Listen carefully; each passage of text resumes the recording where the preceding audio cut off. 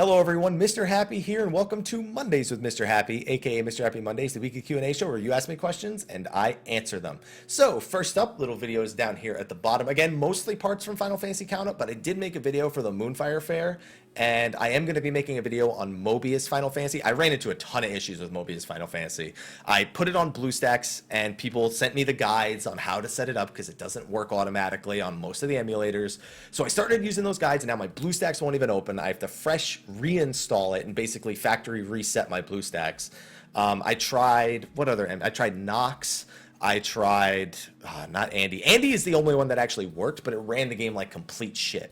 So it wasn't worth recording on there. Basically, I tried like 4 different emulators. None of them were able to handle it. Even after doing the whole GL tools and messing around with it and going and turning on the Intel virtualization, none of it worked. So what I did instead is I used Mobizen, which allows me to capture my screen on my phone, and I just played it, recording it at like 1080p or something. So I'm going to basically take that footage and I'm just going to make a video with that footage as opposed to doing like a first time playthrough or something. It's just until I can get it working. I'm going to try one more thing somebody sent me on BlueStacks after I reset it, and then it'll go. So I wish that Andy didn't run the game like shit. And then I also tried to download GL tools for Andy, and then it says that it doesn't work because it needs to be rooted, and Andy isn't considered a rooted emulator. So it was just awful. Andy ran it at like the speed of smell. So unless I can get a fix for it, it's not going to work out too well. So anyway, one other bit of news before we go on to the questions. So I am live streaming this on Twitch like I have been for most weeks, and on Twitch there's a feature that was very exclusive, or very inclusive I should say, I guess, for maybe like 50 or so broadcasters, called cheering, and it just became available to all US and UK partners, and I've been getting a ton of questions about that. Because I'm going to be taking Twitch questions at the end, I think I should start with this so I don't have to answer them later. Okay, so basically what cheering is it's the equivalent of tipping the broadcast through Twitch itself, through Amazon, as a matter of fact, because Amazon owns Twitch. So basically what it is there's a button in the chat. You click that button, and at that button it allows you to buy a bunch of bits. You can buy 100, you can buy 1,000, you can buy 10,000, whatever. And basically you pay a premium fee up front of I think it's 4 cents or 40 cents to the dollar or something like that, some crazy amount.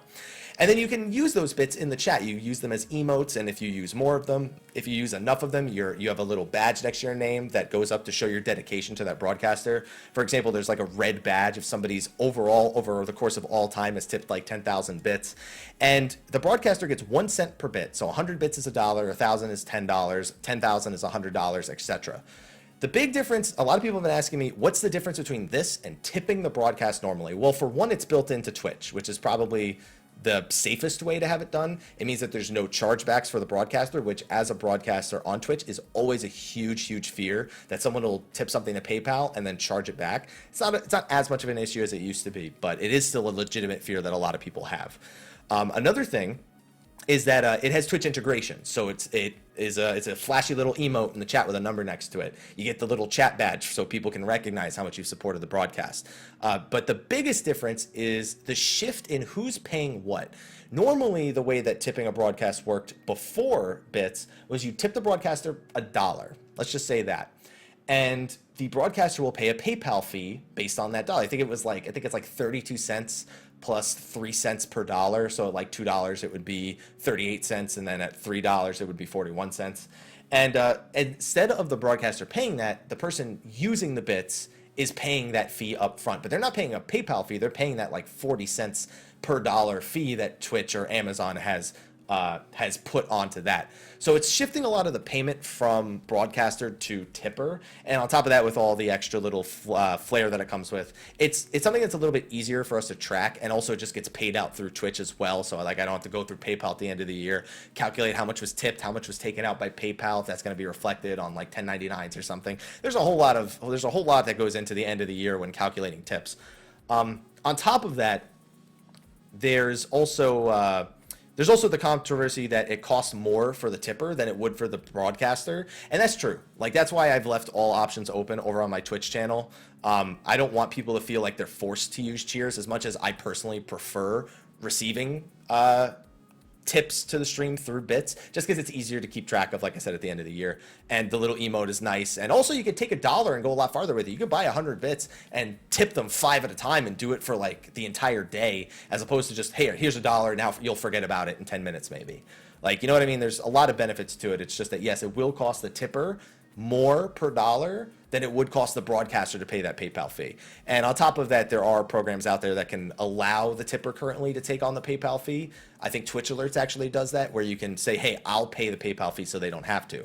So like I said, plenty of alternatives. It's just another option, and I'm just using this opportunity to educate people why I like it, what the pros are, what the cons are, and just letting people know how it works. So I wanted to answer that since I'm live on Twitch right now before we go into the forum questions. I have, I think, 12 questions here on the forums, and then we're going to do some Twitch questions like we have been every week. So without further ado, let's get into those because I spent a long time explaining that. All right, so first question. Sup, Haps? No bonus this time because I don't have a question per se. Maybe I should read it first. When you get to Final Fantasy 12 in count up, hey, that's what we're doing right now. I just wrapped up. I'm actually on Final Fantasy 6 right now. Are you going to try and beat it using the enforced class system? It is for the original and adds a huge difficulty spike, so much that you probably really can't pull the whole turn on Gambits and leave the room. No, I probably won't be doing that. I'm just trying to beat the games. I'm not trying to do any challenges. I'm not trying to force any increased difficulty curves on any of the games, unless I do that myself just because I play them like a complete knobhead, which has already happened a couple of times. I think some of you know what I'm talking about, those of you who have been watching it live at least. And no, I'm not going to do that. I am also playing the original version of 12. I'm not playing Zodiac Edition because Zodiac Age comes out next year, and I don't want to play Zodiac now and then basically play it again in 7 months. I'd rather play the original now, the one I played when it came out on the PlayStation 2, and then play Zodiac Age next year in 2017 when it comes out on the PlayStation 4. So yeah, I'm not going to be doing any forced difficulty. And people ask me about that for Final Fantasy 5 as well, to do the job fiesta, and I was like, that's not fun to me. I just want to play the game and have fun, you know, and doing these challenges or doing these forced difficulty spikes or like modifying the game is not fun to me. I just want to play the Final Fantasy game like I remember it and enjoy it. So I won't be doing that, but thank you for asking. All right, next question. So, first time asker, take what you will. I'll take all the espers in Final Fantasy 6 because I just got the first few espers, and I need all the espers so I can start like power leveling my characters to super OP levels. All right, so we got 2 questions here. 1, Monk is the best job. Question, yes or yes? Those are 2 really tough choices, you know. I'm gonna go with yes. Okay, yeah, that was a tough one, but good question. What is the 2? What is the thing you would currently not change or afraid of them changing in Final Fantasy 14 come the expansion? To me, it's my favorite job, Monk. Currently, it plays really well and doesn't need any changes. Been only maining it since early access, and I do not want them to stray away from its current playstyle. Everything just flows so well. I'll agree with that. I think that they don't need to do any like massive changes, like Bard going from non-Wanderer's Minuet to Wanderer's Minuet, Black Mage from non-Enochian to Enochian. That doesn't mean they can't see playstyle changes, but those playstyle changes, the level 60 ones, they feel very complete. Even the level 50, some of the jobs at level 50, some of them felt complete. That Ninja and Monk are great examples of jobs I felt were complete at 50. Dragoon even, all the melees really. Whereas the ranged always felt like they did stuff, but there was never anything too impressive. You know, okay, I sing songs, or my spells hit really hard, or it's dot damage as opposed to direct damage. You know, there was always something missing with them, and now all the jobs feel very complete. I don't think they're going to go without adding any abilities, but they've been talking about ability consolidation. I don't know how that would work for Monk with ability consolidation, because unless you can preset the way that your combos will play out, which is really, really annoying in all honesty, and then it also takes away a bit of the fun aspect of Monk. I don't know. I hope that they don't think they can do the same thing they did for 3.0, that they can just follow all the rules that they set in A Realm Reborn that they've been following for most of 3.0, and I hope they don't think they could just do that again. They want to innovate. They're showing us they want to innovate, that they want to do things that aren't traditional, things like Palace of the Dead, Diadem, Lords of Verminion, but they need a means of vetting that's not the right word, of determining if these things are working and how they can make them better before they release them. This needs to be information they're gathering before they release these pieces of content, which is why I think that a PBE that even is just for these few features that are brand new, that are nothing like the rest of the patches, I think we need that just for these features personally. And I hope that they can give that to us before 4.0 and not just give us a bunch of blind content that's not tested properly. All right, next question. Hey, Mr. Happy, have a real life yokai watch so you can see ghosts and stuff. Mel gave me her old Google watch, the Android watch. Can I just download like the yokai app? Do you think that'll work? And I could see ghosts? I think it'll work. All right, so the only question is, what would you say is the worst idea ever implemented in any Final Fantasy? Okay, I normally don't ask for the Twitch chat's opinion. What does the Twitch chat think I'm going to say?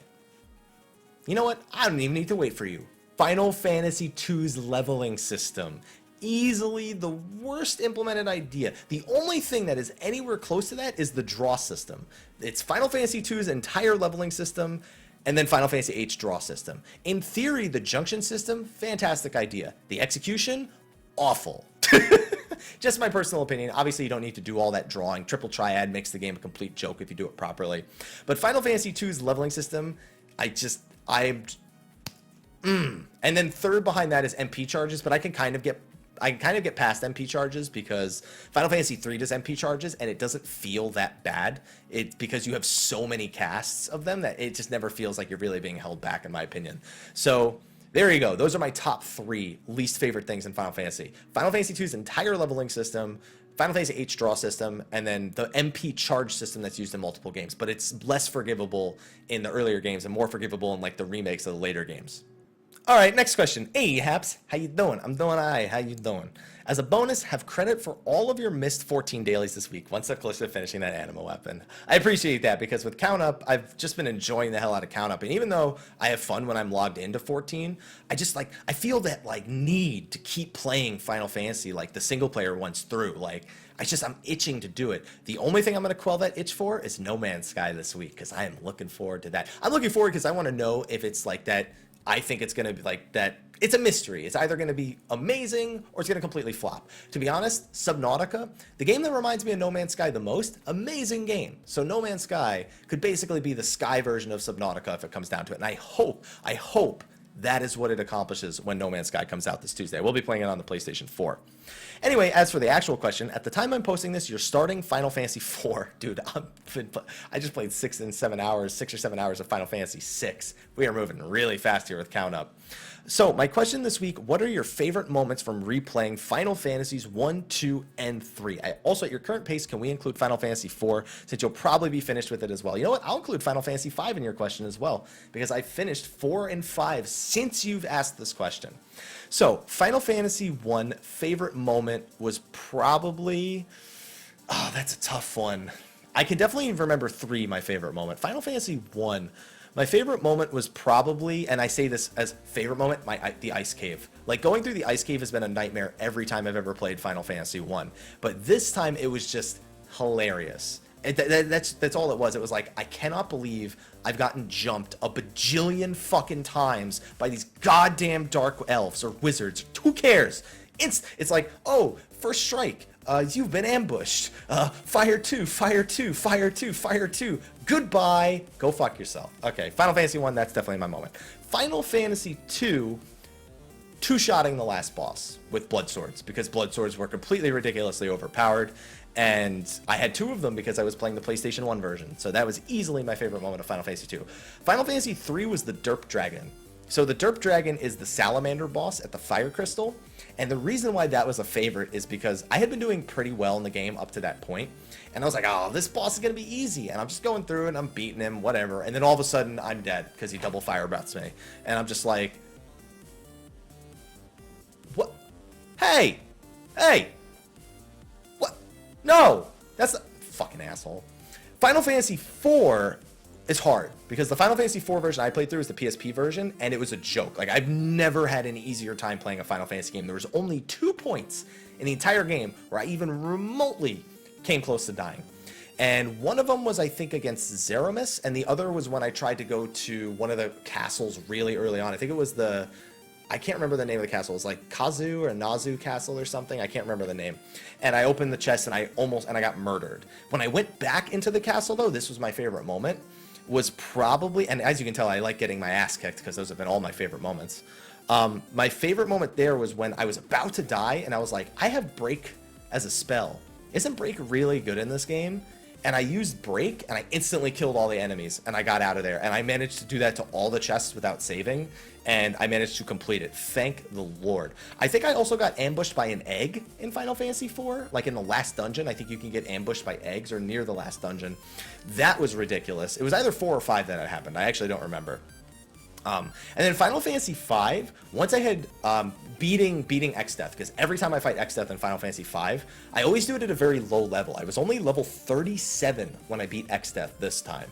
I was level 43 the last time I beat him. So I basically employed 2 ninjas, 1 summoner, 1 time mage, both of which had white mage as their secondaries, and I had rapid fire. I didn't have spell blade. I didn't have dual cast, which I know are really strong there at the end.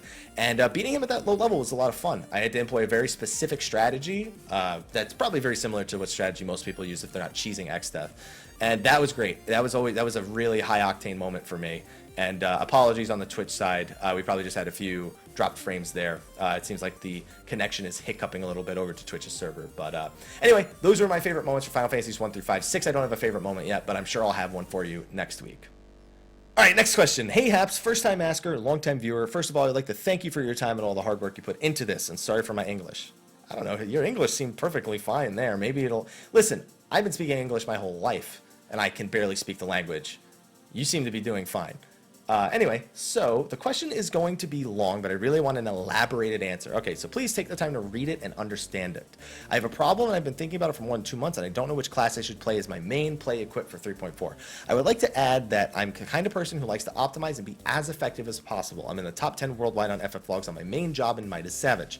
I'm surprised you need my advice for this shit then. Whenever I say speedrun, I refer to FF logs run where the whole party pushes their limits to the max in order to finish the fight ASAP. That's always fun. There are the classes, these are the classes I'd like to play, and I don't like them, and why I don't like them in some way. So there's no way I'm going to be able to take the time, unfortunately, to read through all of these. So these are the classes I would like to play: Scholar, Dragoon, Ninja, Monk, White Mage, and Astro, Tanks, Black. These are like every job in the game, except for... Is this every job in the game? This is every job in the game! Okay, so you want to play every job in the game is what I'm picking up from that. So that's why I'm here asking your opinion on the matter. So first of all, I'm going to tell you right now, no matter what I read from those, my answer would have been the same. Because I don't like to tell people what they should main. I cannot tell you what you like. That's the bottom line. Like, I can't, like, that's why people say, hey, have you ever had this kind of food? Yes. Would you recommend it? And I go, I liked it. I don't know if you will like it because I don't know.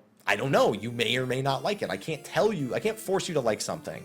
And that's the ultimate truth. If you're that concerned about being efficient, I think you should main whatever your raid group needs you to main. That seems to be your greatest strength here, is that if you can go into Savage and do like top 10 on whatever job it was that you played, if you can take that attitude and apply it to every single job, it doesn't matter which job you're playing, it doesn't matter which one's your main, ask your raid group, hey, what do we need next patch? I will main that. I will take the time to improve, I will make sure take the time to master it, and that's it. That's your greatest strength. That should be the way that you determine it. I have a feeling that these are all, they're not that long, but no matter what I read from them, they're all not that long. So that's honestly, that's what my opinion is on it. Don't think about what your main should be, ask your raid group. And then if they say play whatever you want, then pick whatever you're playing now, because you've already proved you can perform on that, and you'll continue to perform on it. All right, next question. Hey, Haps, the last 2 questions I asked, I gave you a shiny new Byaku's Hateite and a smashing Kirin's Osode. So now I have a Genbu's Kabuto. I hear those are great for monks. I don't remember what the Kabuto had. I think it was like a mind headpiece for boost Chi Blast. I don't remember. My question this week is fairly simple. Most endgame players I see think Palace of the Dead is simply meh, novelty content at best, but I believe it's a fairly clever answer to the jump potion dilemma. Do you agree? So I've actually been asked a very similar question about this on my live stream. I don't think, so here's the ultimate thing. The jump potion is not mainly a concern about leveling when we've discussed that. It's the concern of skipping the main story. For me, I personally don't care either way. For me, if you want to be good at something, it doesn't matter if you started at the beginning and worked your way to the top, or you started right at the end and you're just learning from there. If you want to be good at something in a video game, or if you want to be good at something in general in life, you will take the time to learn it, regardless of how much you understood it when you got into it. If you are not interested in improving, you won't. That is pretty much why I don't care about the jump potion, because if I've seen, and I say this every time, I have gone to a number of conventions in the past year, and there are Final Fantasy challenges at most of them. I have seen people who have never in their lives played Final Fantasy 14 before pick up a controller, read their abilities, move the hotbar around, and perform better than about 40% of the duty finder in 5 minutes, because they just have a natural understanding or a natural desire to play their job in a means that makes sense and is better. Some of them even ask people nearby, hey, how do I use this skill? I don't know. Okay, cool. That's how I'll use it. They immediately apply it. I am not kidding when I say that. I literally see a ton of people go to those things, have never played before, and they just play really, really well. The jump potion main concern is skipping main story, which again, I don't think anyone necessarily cares about. It's just, if you're playing Final Fantasy, is there really, like, story is such a big thing. Do you even care about the game if you're willing to skip the story, which is supposed to be a very important part? I agree 2.1 to 2.4, very lackluster story. 2.4, 2.5, and 2.55 are the only story points that are really super important that you should follow. 2.3 mentions Omega, and 2.2 mentions, like, Yagiri, so you see her for the first time. So there's always these minor things, but I don't think it's in any way a dilemma for the jump potion. I just think it's another means of playing the game. It's more of a, hey, it's more of the dilemma that was created where it was like, hey, I'm level 60, you're level 1, where you can't play with me till you hit level 60. That's not true. You can play with me starting at level 17, but you're still only doing one piece of content, and that's not an efficient means of getting it done. So I don't think it is in any way sort of taking on the issue of a jump potion, but I do think it's a very smart means of trying to create a catch-up mechanic, as well as creating something that is doable at the lower levels, something a returning player can easily get into, and that's really where its allure is, not in its deep deep combat or content emphasis. That's what I'm looking for. All right, next question. Hey, Mike, what's up, man? After watching an old Final Fantasy X Let's Play, I asked myself, would a sphere grid, I know you meant to say grid, not grit, like system in 14 work? When I think of sphere grid-like systems in multiplayer games, I think of Path of Exile. And I don't want to say it wouldn't work, but here's what I say when there's ever a thought of like skill trees or adding elemental resistances or whatever. I'm like, you're not actually creating new gameplay by doing those things.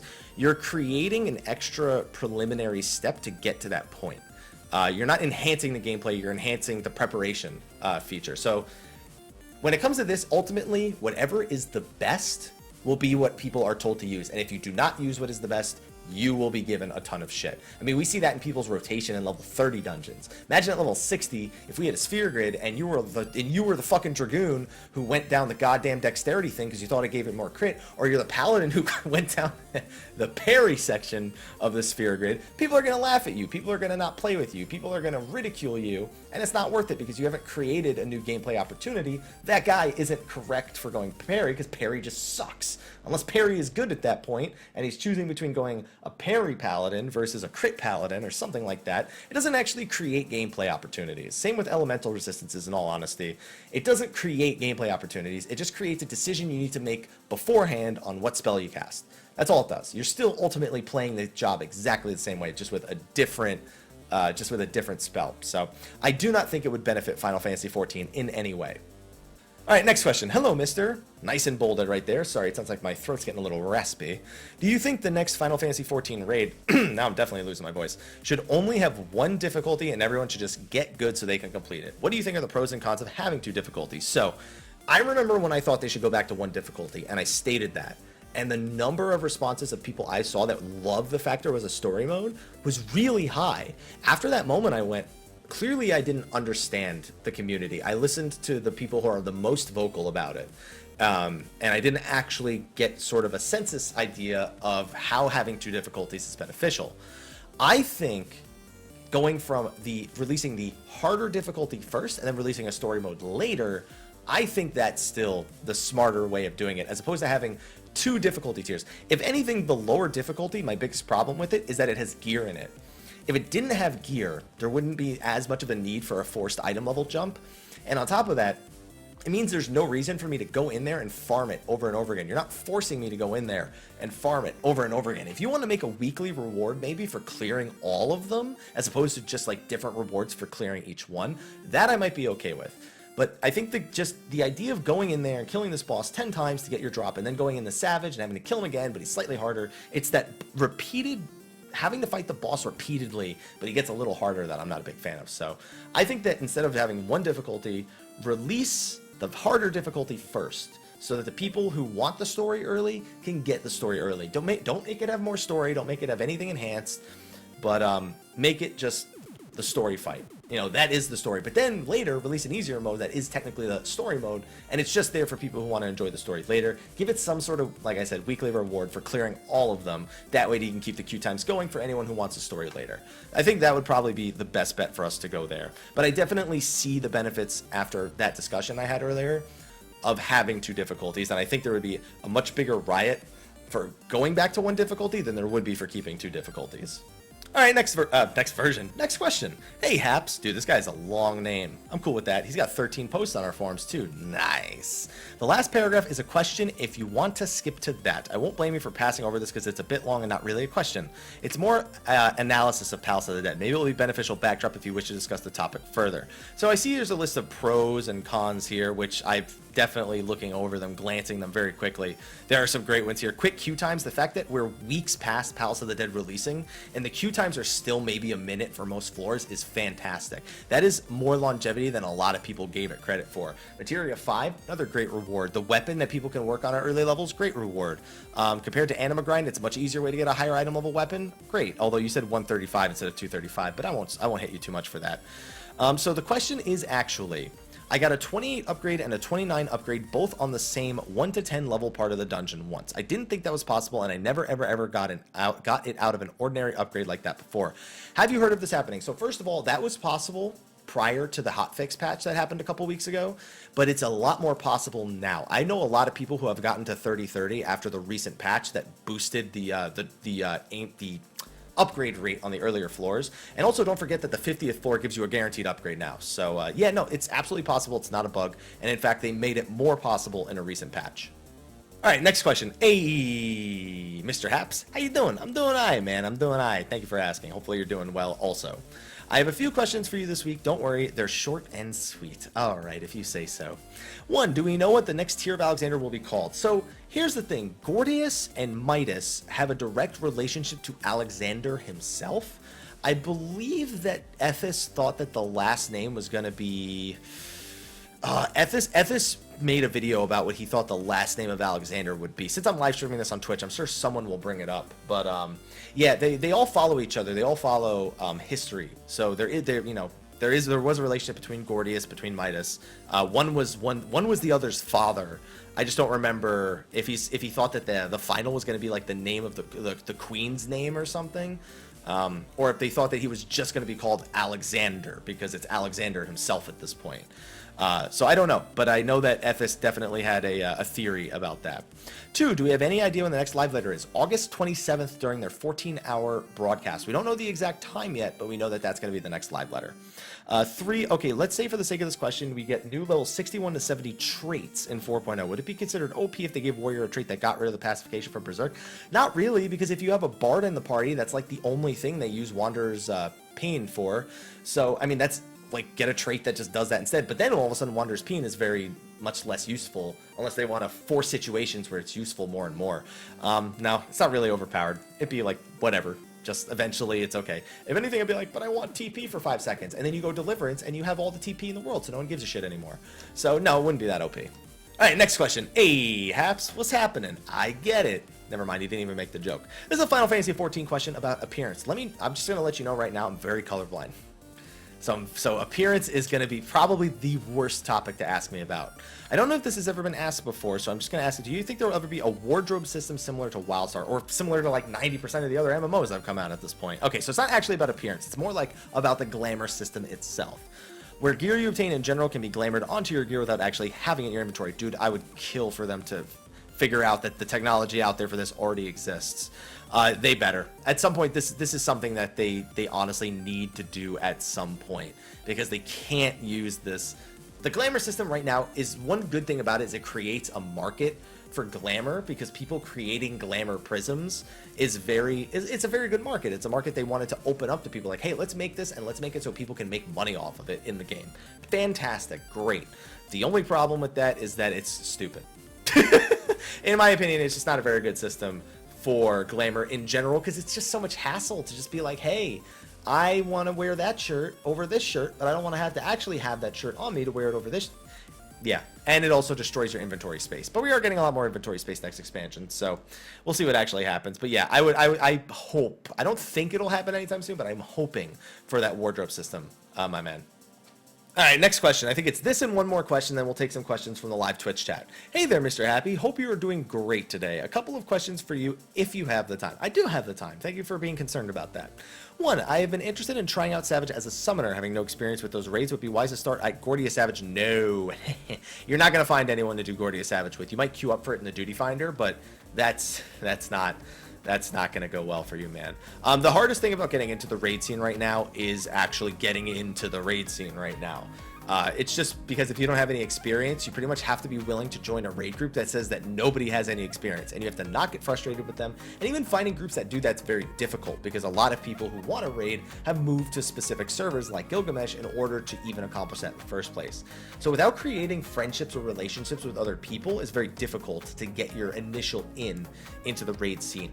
3.5 is looking to help alleviate that, because the raid finder itself did not do very well in the Western servers. Over in Japan, the raid finder is amazing, but we as Americans, and I guess Europeans also, we suck. And we have no good means of using that system. People have no optimism for it. They want it to be instant wins, even if they haven't cleared it yet. Just the expectation for it is just really bad, and it just didn't do it at all.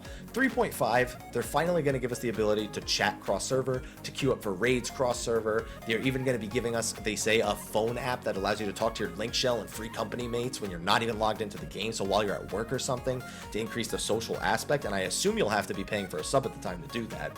So there's a lot of things that they're working, because they really want people to feel more comfortable raiding. I do also anticipate it'll be easier to get into raiding in the final tier of Savage, because I have a feeling it's going to be easier than Midas. Like, that's just where I'm expecting it to go. But anyway, and then for number 2, with the decrease in prices for the icon armor, are there any viable ways to earn gil? Yeah, there's plenty of viable ways. You can use the diadem, you can gather in the diadem, you can gather favor materials still, but not as much. There's other materials that you can gather through ethereal reduction is another great way to make money. You can still gather a map a day, which is honestly my #1 recommended way of just earning a little bit of money every day. Just gather a map a day, sell it on the market board. If you have friends, Aquapolis is still worth good money. Doing Palace of the Dead, 450 once a day, that's like 3 hours of your time, so I can understand not doing that. The grade 5 materia there is really good. Dual farming the diadem for grade 5 materia is really good. That's where you just go into the diadem and open chests, and you take whatever gear you get from the chest and you turn that in and you buy grade 5 materia with that. Beast tribes are still a great way to make money. The materia you can get from there. Materia transmutation, if you're willing to gamble with the beast tribe materia, getting those extra grade 5 materia is very, very useful. Or taking the materials you get from the Aquapolis or anything like that and transmuting that for grade 5s can also work really well. And honestly, even the icon gear is still not that bad. There are plenty of ways to make money right now, whether you're a crafter or gatherer, even if you're just someone who likes to fight a lot. If you at least have one gatherer leveled, plenty of ways to make money. Just go look at your market board, look at what's selling well, and look at if it's something you could obtain with what you currently have. My #1 recommendation, go level a gatherer, test out ethereal reduction, get used to it, maybe start getting some gear for the beginning of the next patch so you can earn a lot of money there, and then just sell a map a day to make some money along the way. I think that's the easiest way to make money with low effort, is to just do that. And finally, question number 3, did you change your character from a Lalafell? No. So you're thinking that because the Moonfire Fair video, I'm my Owl Ra, that's my alt. My main character is indeed still a Falafel. Alright, and the last question over on the Dream Network forums this week. Hello, Mr. Happy. I hope you're enjoying playing all the Final Fantasy games. Have some 3.4 new tomes. I appreciate that. Here are my questions this week. 1, I'm feeling a bit in time constraint in the game, making Beast Tribes dailies, gardening. I am currently a non-raider with all jobs at 60, including crafters and gatherers. I'm working on getting my crafter-gatherer ironwork, stuck at 34 million gil. Sorry for the preamble, but the actual question is, what are the must-do dailies I should do? Honestly, there aren't any must-do dailies. I almost never do dailies. Even when I should be doing them, I don't.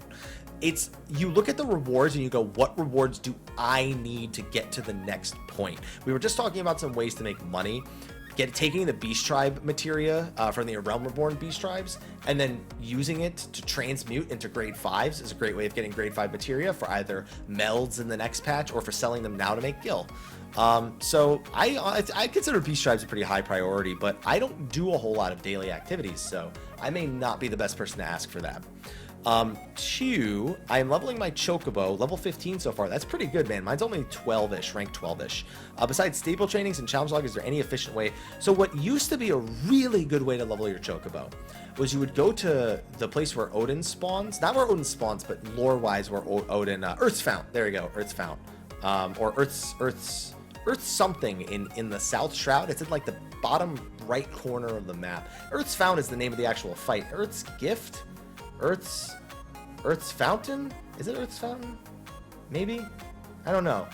It's Earth something in the fucking southeast of the town of Southern Shroud. You used to be able to go there, and there's so many Earth's Gift. There you go. There were so many water elementals that you could just AoE them down, get a bunch of experience, take 2 minutes, go AFK, do it again. You can't do that anymore. Realistically, if you want to level your Chocobo, you have to literally go into the world and kill a ton of enemies. That's like the only way you're going to do it. If you have a low-level job, it helps because you can use it while leveling up, but you don't. You just said you have everything on level 60, so you realistically, your best bet, stable trainings, challenge log. Just do the challenge log every week, do the stable trainings as often as you can, and don't worry about trying to do it otherwise, because you're going to be there forever if you try to do it normally any other way. Third question, is Palace of the Dead a good substitute for duty roulettes for capping lore tombstones?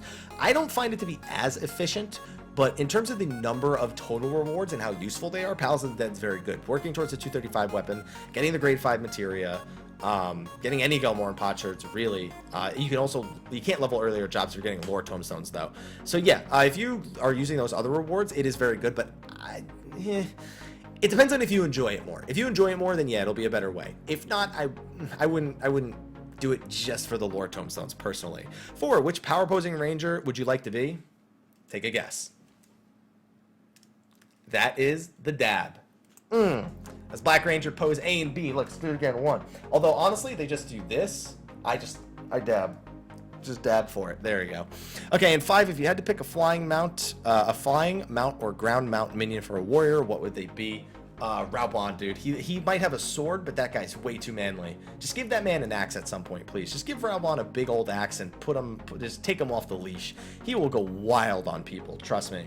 All right, so that was the final question over on the Dream Network forums. Remember, every week we answer questions over there, over on Twitch. If you're wondering what that is, type !Dream.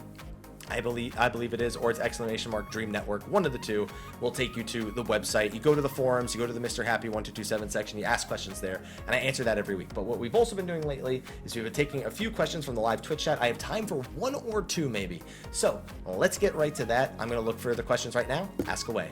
All right, so the first question we're going to be taking from the Twitch chat, and because it's a really short one, I'll probably take 2 more questions still after that, is, will you be watching the Olympics this year? So I actually didn't think it was going to be possible because we don't have cable in our house, and everyone keeps telling me NBC is the one handling the coverage, but people have been sharing with me websites that they say are legitimate for watching the Olympics. So now that as long as I can double check and make sure those are perfectly legit and there's nothing wrong with using them, then yeah, I'd definitely like to be watching them because I really wanted to watch the whitewater canoeing or the and a few of the other ones. I want to see shot put. I want to see the 100-meter dash. I want to see a lot of the running ones, some of the jumping ones. I'm not big on the gymnasts. I didn't catch any of the basketball. I missed a lot of the ones I wanted to see already. And there's a bunch that I still want to see. So I would like to watch the Olympics, and hopefully you have been enjoying it. But man, that opening ceremony, I couldn't watch that. That opening ceremony was way too long. It was just murdering me. Anyway, let's move on to the next question. I have another question right here, another short one. So Mr. Happy, does it have to be Final Fantasy? I don't understand exactly what that means. If not, how about that Legion and Demon Hunter going live on Tuesday? So that's interesting that they're making a class available early, and on top of that, they have the Demon Invasion on Tuesday, which I'm aware of. Legion's something I actually do want to play. The problem with that is that I feel like I'm just not going to be able to give it the right attention. I'll probably be almost done with Count Up by then, just in terms of how many what's it called, what's the word I'm looking for? How many games I still have left at that point. The problem is just that I'm not going to give it the attention it deserves. And I feel like if as a broadcaster, it's my duty, if I'm going to play a game, to not treat it like shit. And while I'm broadcasting it, like, yeah, it's fun to harp on Final Fantasy II's leveling system and Final Fantasy VIII's draw system, but that doesn't take away from the enjoyment of the game. It's just, I don't like those systems. Whereas with WoW, it's more like, I hope this does well, but I'm not like overly invested in it, and I kind of just want to know the story when it comes to Legion. That's really where my main interest is. I'm not going to get into like endgame rating. You're not going to see me doing +7 what are called, mythic dungeons. Like, you're not going to see that. And if I'm not going to do those things, is it really worth me covering it in the first place when there's already so many great people that are going to be covering it? You know, Bajira is going to be covering it. That's my boy, Bajira, right there. You got Towley. He's another good friend of mine. Like, and there's a ton of other broadcasters out there as well. They are going to be doing the game so much justice that I almost would rather vicariously live it through it with them, because I'm never going to be a World of Warcraft streamer. That's never going to be my thing. And I've just got clarification that does it have to be Final Fantasy related questions? No. Here we always allow personal questions as long as they're not overly personal. And I just feel like it's not fair to World of Warcraft. You know, I always have my issue with them taking 14 months between an expansion to put out a patch, and that's why I don't play the game, because I don't support that level of sort of just ignoring the live servers to prep for the next expansion. But that doesn't mean I hope it does bad, and I hope that Legion does do well. I don't ever want to see a game do bad, because if a game does well, you can learn from it. If a game does bad, you can learn from it. You know what? I'd rather learn from a game that does well than learn from a game that does bad. All right, next question comes from Zars. Let's see. So, any news of your Pokemon Go journey? So, Pokemon Go, I was really, really into, and that hasn't actually changed. I still have kind of the same feelings. I loved how social that game was, and how it still is. But the thing for me is that with Final Fantasy Count Up, my days are so consumed with Count Up that I find myself less motivated to play other games. And I talked about that earlier, where I said I find myself, just when I'm playing one thing, I just want to get back and keep playing Final Fantasy Count Up. I want to keep trucking through the Final Fantasy games like I have been. And that kind of extended itself into Go also. While I don't dislike the game any more than I ever did, even though like I know there's been like crazy like discussions going on about it over on Reddit because of the changes, because of Pokevision not being able to be used anymore, all that crazy shit. It doesn't really affect me. I still enjoy it, and I probably will still enjoy it once I'm done with Count Up, once we're getting closer to the Generation 2 Pokemon being added and whatever other features they might be adding. But for now, Pokemon Go journeys haven't been a thing, and I don't know that they will be anytime soon while Count Up is going, because I'm just spending far too many hours on that and not anything else, really. So that's really, it's my bad. It's my bad. All right, so the last question that I'm going to take is actually about League of Legends, which I'm sure you guys don't hear me get asked about all too often. I hear you talk about League of Legends pro teams all the time. Do you still play it, and have you ever thought about streaming it? So I'll take that as two separate questions. One, do you still play it? No, I stopped playing in Season 2. My account got hacked, and I lost, and they changed the email. I couldn't get it back, basically, because they had messed with it so much to the point where I couldn't prove it was mine in the first place. Like, I could say, hey, this is my account, I got hacked, and then they would be like, well, all the information has changed. And that was when Riot was still a lot smaller. They were kind of just beginning to grow into esports. So maybe they didn't have the support, or maybe I got a person who was not that great in the support team, but I couldn't prove it was my account in the end. Like, everything had been changed about it. So I said, you know what, there's zero chance I'm leveling another account to 30. And then you asked me, would I stream it? Not on a level 1 account. I would not stream leveling 1 to 30. Because that shit was way too tedious the first time. I know it's easier now. I know I could use the XP boosts, but god damn, I could not relive that again. So I probably won't ever stream it. And you know how many times I've said this and people have gone, oh dude, I got a spare level 30 account you could have. I am a broadcaster. You can't give me a level 30 account that's not mine and then I stream it. You understand that that account is insta-banned and I look like a dickhead. So there's no way, especially considering I haven't played since Season 2.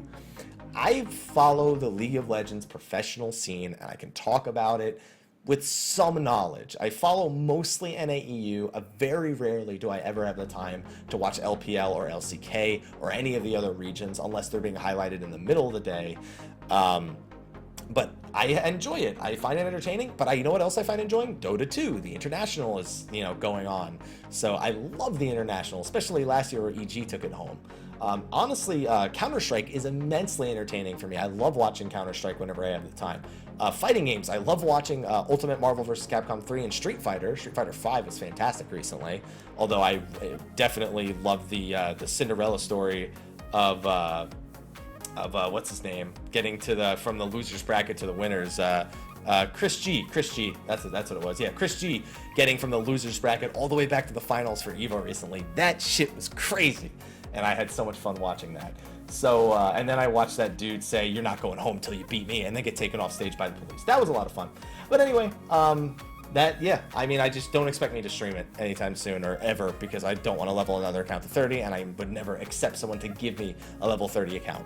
So on that note, guys, we're going to wrap up Mondays with Mr. Happy right now. Thank you for the live questions. Thank you for the questions we had over on the Dream Network forums. Remember, if you want to ask a question, you either need to ask it on the Dream Network forums, which you can find in the YouTube video in the description. If you're watching us live on Twitch, it would be typing !dream, following that to the forums, going to my personal forum where the Mondays with Mr. Happy questions are actually posted, and then asking it on that week's questions. Right now, while you're watching it live, the 105 thread is not live. The week 105 question thread will be live when I post the video on Monday, since it is called Mondays with Mr. Happy. And then on top of that, if you're also in the Twitch chat, I've recorded every Sunday at about 2 p.m. Pacific. Obviously, there's going to be Sundays where I miss, but that is the general time where we record it. So anyway, guys, one last time, here are the videos from the beginning. Hopefully you understood the little bits explanation at the beginning as well, and hopefully you enjoyed learning a little bit about me with some of these questions and getting my opinion on certain things. But on that note, I'm going to wrap up the YouTube side of things. Twitch, I'm going to do a separate goodbye in the next 2 to 5 minutes. So if you're on Twitch, still stick around. If you're on YouTube, thank you for watching this video. I'll see you next week. And until then, take care.